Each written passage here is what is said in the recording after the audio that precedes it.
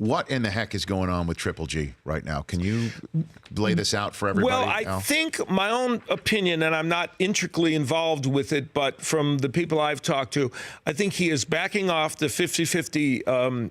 He was distressed, obviously, that they lost. They both lost. He lost a lot of money, and the fight went away because of the testing with Canelo. And so they funneled that into being a more hardline negotiators in terms of the money. They wanted a 50-50 split. Canelo didn't want to do that. He brings probably the bulk of the fandom to it. And when Oscar De La Hoya publicly announced we're moving on, I've now been told the Triple G has backed off his 50-50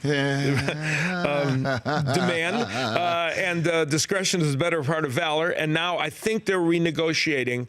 The question is whether they'll get it done.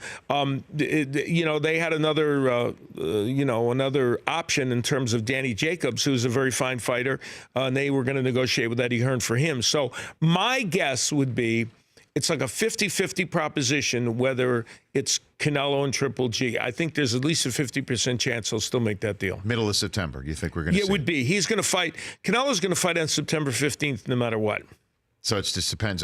I mean, everybody wants to see this fight, correct? Yeah, absolutely. And we're in an era in boxing where these last several years, more often fights are getting made than not getting made. Often that hasn't always been the case in boxing, obviously.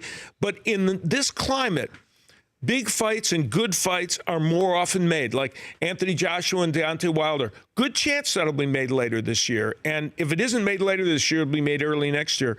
The sport has done a much better job of that. The Rich Eisen Show, weekdays at noon Eastern on Audience.